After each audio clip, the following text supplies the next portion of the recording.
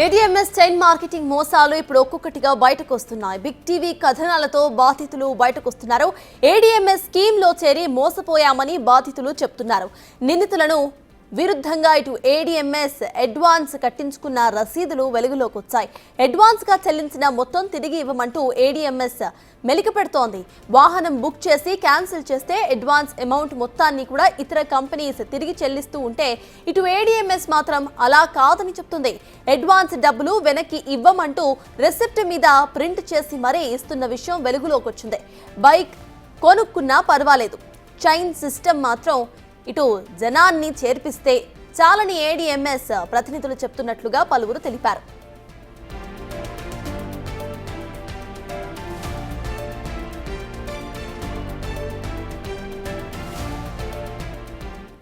మరోవైపు ఏడీఎంఎస్ అమ్ముతున్న electric bike quality పైన కూడా ఫిర్యాదులు వస్తున్నాయి. దీంతో బాధితులు బిగ్ టీవీని ఆశ్రయిస్తున్నారు. తాజాగా రాజేష్ అనే బాధితుడు తనకు న్యాయం చేయాలంటూ పోలీసులను కోరుతున్నాడు. ఏడీఎంఎస్ స్కీమ్లో డబ్బులు కట్టి మోసపోయాను అంటున్న రాజేష్ చెప్తున్నాడు. అయితే తన స్నేహితులు కూడా చాలా మంది ఇదే స్కీమ్లో చేరి మోసపోయారని ఆవేదన వ్యక్తం చేస్తున్నాడు. డబ్బులు అడిగినా వెనక్కి ఇవ్వడం లేదని రాజేష్ చెప్తున్నాడు.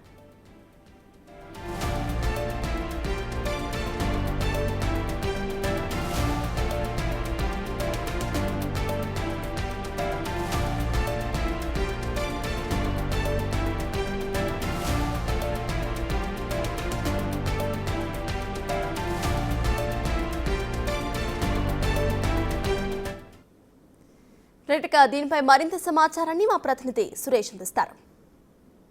ఏడీఎంఎస్ మోసాలపై బిగ్ టీవీ వరుస కథనాలు ప్రసారం చేస్తుండడంతో ఒక్కొక్కరుగా బాధితులు బయటకు వస్తున్నారు. గతంలో మీటింగ్లకు అటెండ్ అయ్యి తమను కూడా జాయిన్ కావాలని చెప్పేసి ఒత్తిడి చేశారు. కానీ ఇది మోసం అని తెలుసుకున్న తమని దూరంగా పెట్టారని చెప్పేసి కూడా బాధితులు చెప్తున్నారు. ప్రస్తుతం మనతో పాటు కార్తీక్ ఉన్నారు. ఒకసారి ఈ ఏడీఎం స్కీమ్కి సంబంధించి ఆయనకి కూడా ఎక్స్ప్లెయిన్ చేశారని చెప్తున్నారు. ఒకసారి పూర్తి వివరాలు అడిగి తెలుసుకుందాం. మీరు ఎప్పుడు అప్రోచ్ అయ్యారు ఏడీఎంఎస్, ఏం జరిగింది సార్? మేము అప్రోచ్ అయ్యి కూడా దగ్గర ఒక 1 year అయింది. ఈ ఏడీఎంఎస్ బైక్కి సంబంధించి ఎట్లా అప్రోచ్ అయినామంటే, మా ఫ్రెండ్ ఒక అతను బండి కొనుక్కున్నాడు. బండి కొనుక్కున్న తర్వాత ఎలక్ట్రిక్ వెహికల్ మంచిగా ఉంటుంది, దానికి రోడ్ ట్యాక్స్ కానీ ఇది ఏమీ ఉండవు అని చెప్పేసి కొంచెం ఎన్విరాన్మెంటల్ సైడ్ తీసుకుందామని చెప్పేసి మేము వినియోగదారుల హక్కుల కమిటీలో పనిచేస్తాం అనమాట. సో దానికోసం అని చెప్పేసి నేను అక్కడికి వెళ్ళి ఆయన కనుక్కుంటే అసలు ఈ బండి మైలేజ్ వస్తలేదు, 20 కంటే ఎక్కువ ఇస్తలేదు, 60 వస్తుందని చెప్పారు. 60 కూడా కాదుగా 20 కూడా వస్తలేదు సరిగ్గా. లోకల్లో తిరిగినా కానీ 10-15 కంటే ఎక్కువ వస్తలేదు, ప్రాబ్లం ఉంది, బ్యాటరీ రిప్లేస్మెంట్ చేయమంటే 2-3 నెలల నుంచి సతాయిస్తున్నారని చెప్పేసి చెప్పిన తర్వాత మేము ఆ షోరూమ్ దగ్గరికి వెళ్ళేసి మిర్యాలగూడలో ఉన్న ఒక షోరూమ్ దగ్గరికి వెళ్ళేసి కనుక్కోవడం జరిగింది. కనుక్కుంటే వాళ్ళు ఏం చెప్తున్నారు, బ్యాటరీకి రిప్లేస్మెంట్ ఉండదు, వారంటీ ఉండదు, ఏముండదు, మీరు మళ్ళీ కొత్త బ్యాటరీ కొనుక్కోవాలని చెప్పినారు. అదేంటండి, బండి కొనుక్కుంటే దానికి సంబంధించి వారంటీ ఎందుకు ఉండదంటే దీనికి ఒక బిజినెస్ సిస్టమ్ ఉంది, ఆ బిజినెస్ సిస్టమ్ ప్రకారం ఇది ఉంటుంది అని చెప్పేసి అన్నారు. బిజినెస్ సిస్టమ్ ఏంటంటే ఇదంతా ఒక chain system, multi level marketing system కింద ఉన్నది.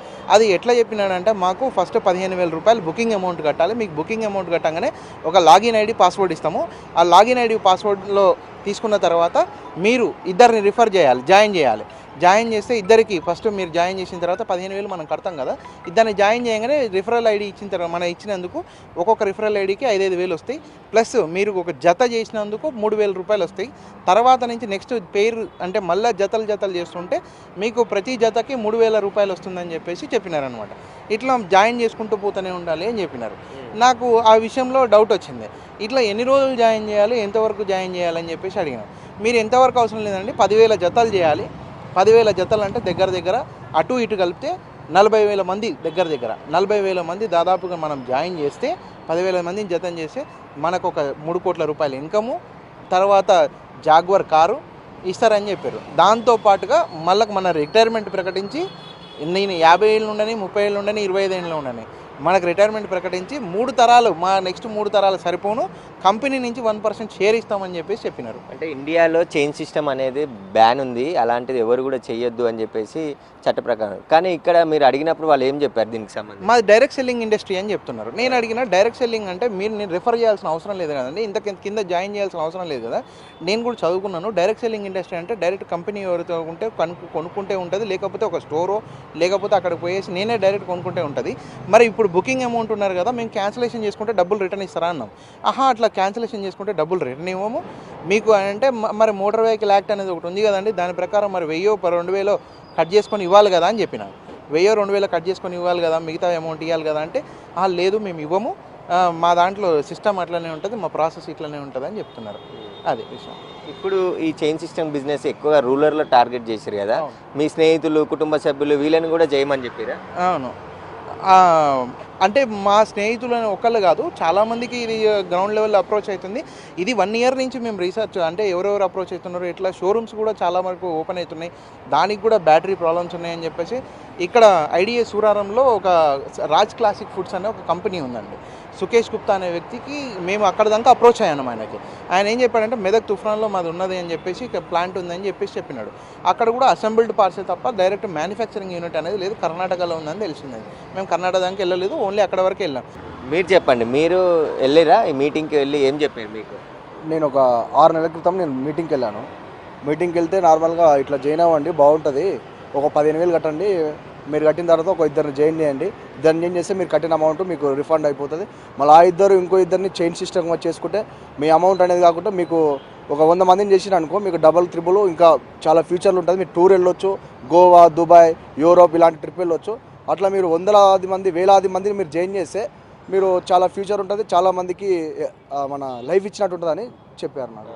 అంటే మీరు అడగలేదా ఇలా చైన్ సిస్టమ్ చేయడం ఏంటిది, బిజినెస్ బ్యాన్ ఉంది కదా ఇండియాలో అని చెప్పేసి? మేము అడిగామండి, అడిగితే ఏమనంటే మీ స్వేచ్ఛ కోసం అంటే మీరు పర్సనల్గా మీరు చేసుకోండి, ఎదుటి వాళ్ళకి చెప్పొద్దని చెప్పారు వాళ్ళు.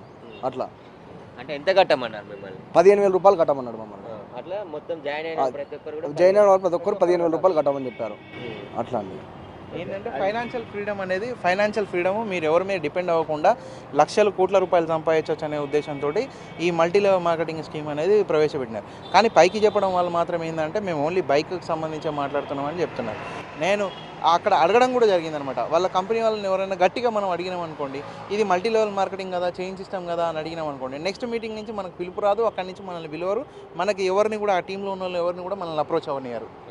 అయితే చూసాం కదా, ఇలా చైన్ సిస్టమ్ బిజినెస్ చేస్తూ చాలామంది ప్రజల్ని మోసం చేస్తున్నారు ఏడిఎంఎస్ సంబంధించిన ఏజెంట్లు. తెలంగాణ వ్యాప్తంగా రూరల్ ఏరియా, సెమీ రూరల్ ఏరియాలని టార్గెట్ చేసుకొని ఇక్కడ మొత్తం ఎవరైతే అమాయకంగా ఉంటారో వారిని ఈ స్కీమ్లో చేయించాలని చెప్పేసి కూడా క్లాసులు మీటింగ్లు పెట్టి మరీ చెప్తున్నారు. దీన్ని నిలదీసిన వ్యక్తులని అక్కడ మళ్ళీ మీటింగ్కి పిలవద్దని చెప్పేసి కూడా పిలిచిన వారికి సమాచారం ఇచ్చి వారిని రావద్దని చెప్పేసి కూడా చెప్తుంటారని చెప్తున్నారు. ఆ ఎలక్ట్రిక్ బైకులు కూడా పనిచేయట్లేదు, స్వయంగా మేము కొనుగోలు చేస్తే అందులో 20 కిలోమీటర్ల కంటే ఎక్కువ మైలేజ్ రాలేదు కాబట్టి దాన్ని తిరిగి ప్రశ్నిస్తే మళ్ళీ దాదాపు 5-6 నెలలు తిప్పుకున్న తర్వాత బ్యాటరీ రీప్లేస్ చేశారని చెప్పేసి కూడా చెప్తున్నారు కార్తీక్ అనే వ్యక్తి. ప్రస్తుతం పోలీసులు అయితే దీనిపై దర్యాప్తు చేస్తున్నారు కాబట్టి ఇలాంటి కంపెనీల పైన ప్రభుత్వం కూడా చర్యలు తీసుకొని పోలీసులు కఠినంగా శిక్షలు వేసినప్పుడే ఇలాంటి మోసాలకి మళ్ళీ పాల్పడరని చెప్పేసి కూడా బాధితులు చెప్తున్నారు.